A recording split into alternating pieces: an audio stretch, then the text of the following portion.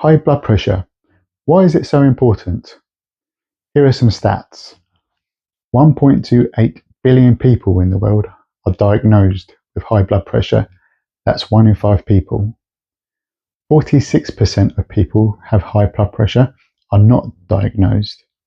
And it's one of the leading causes of heart disease, heart attacks, and strokes.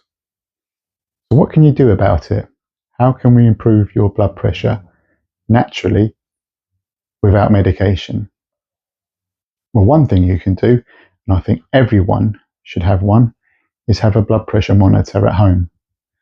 That way you can keep an eye on your blood pressure every week. It's something that I do, and just make sure it's in the safe range. So 120/80 is the upper range, 90/60 is the lower range. You just want to, once a week, check your blood pressure and just make sure it's in that range. I'm just going to go through the numbers just in case some of you don't understand what they do, because when I've spoken to a few people, friends, colleagues, when I explain like my blood pressure numbers, sometimes they just look at me that I'm giving them some sort of maths equation.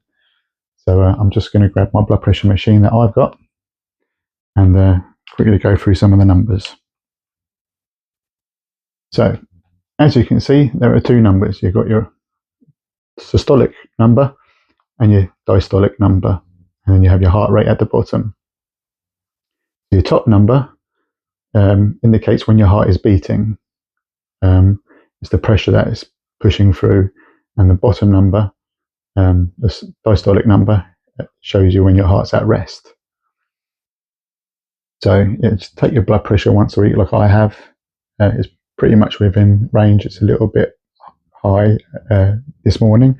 It generally is good, but I've had a couple of nights bad sleep, so that could be why maybe my systolic number is a little bit high. So yeah, definitely get one of these. What I'm going to do is that I've linked in the description on Amazon UK and US some blood pressure machines that I've done some research on that are good. There's even one that actually I might, of course I've had this for about 10 years, so I might swap this over. There's one that has a Bluetooth on it that connects to your mobile phone, where you can keep a record on your phone of your blood pressure. That way, if you're ever at the doctor and he wants what's your blood pressure has been the last few months, you've got it there right on your mobile, and you can show them to your doctor. So the other thing also is when you do go to your doctors and they do their checkups on you, and one of them is normally blood pressure.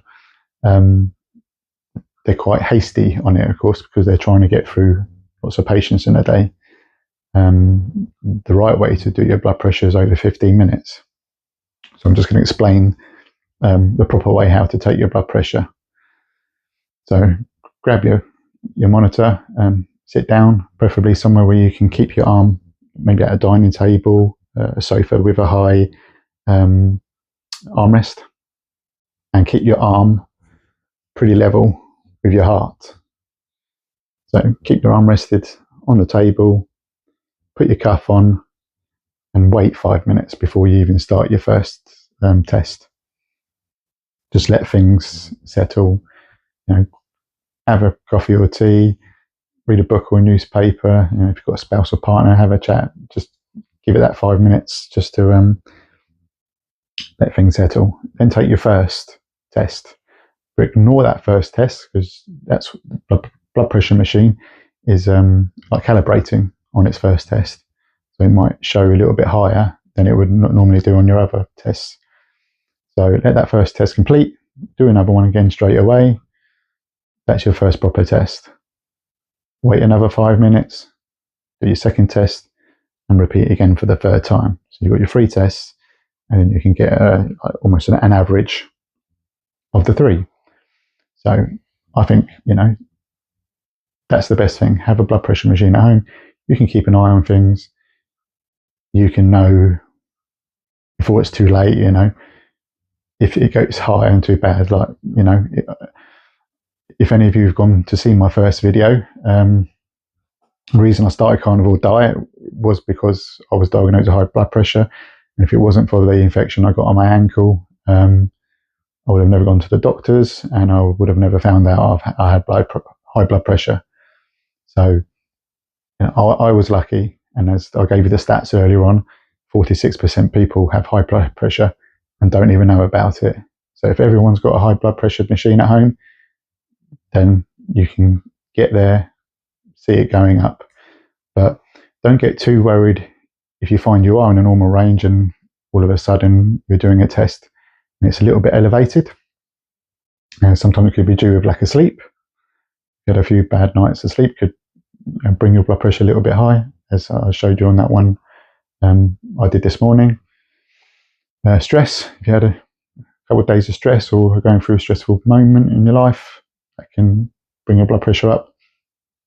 Also, if you're coming down with something like a cold or illness that you hasn't quite started, you can get early signs that it's elevated.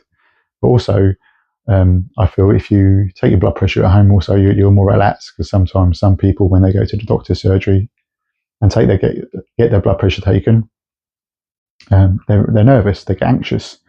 It raises their heart rate a bit, and of course brings up your blood pressure. So at home, where you can be relaxed, is the best way to take it. So next, I'm going to talk about tips on how to naturally lower your blood pressure if you do have high blood pressure like I had. So the first one, and of course is why I started the carnivore diet, is diet, of course. So a long life of eating junk food, ultra processed foods, sugar, too many carbs, all catches up with you eventually, because we're really not completely designed to be eating that diet all the time. So move to at least a ketogenic diet, where you're just having meat and veg, salads and bits, leafy greens.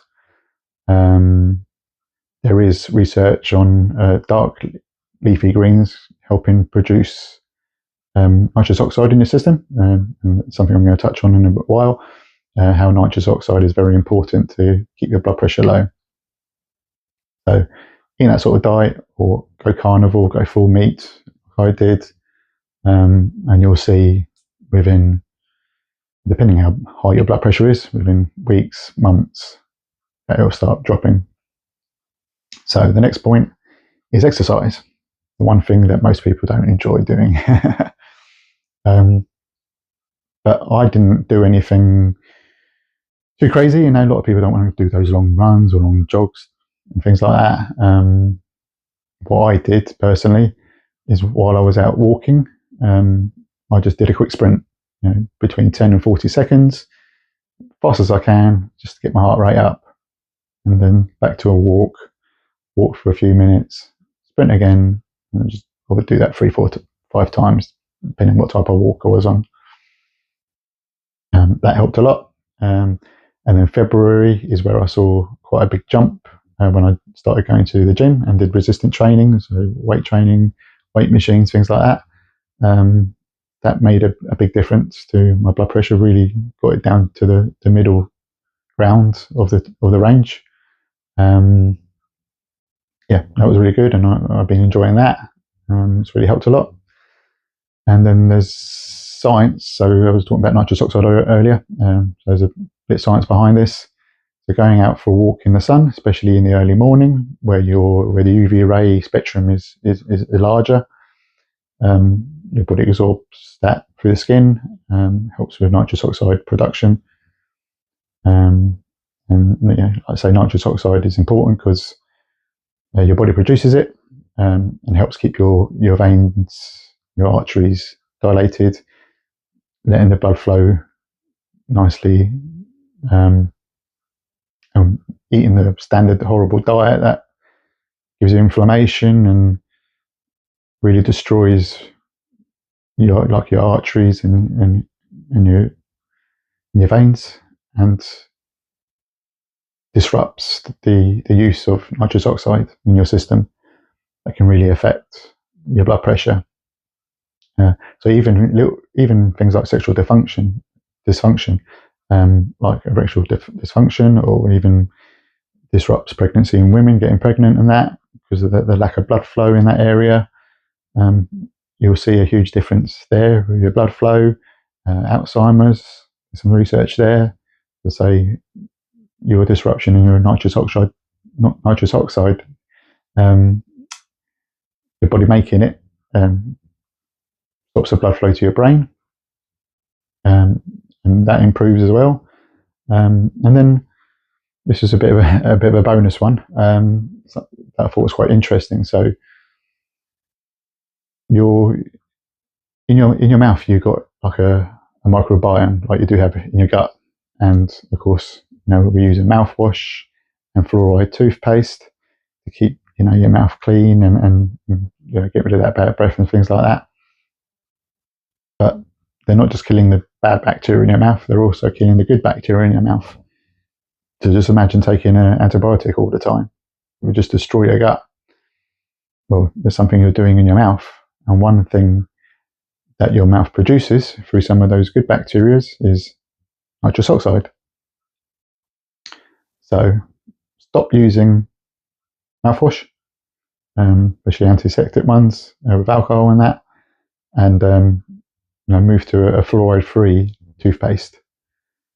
That way, you're not killing those good bacteria, and then your mouth can start producing the molecules to make nitrous oxide. So when you swallow your saliva and it goes in the gut, that's where it grabs that nitrous oxide.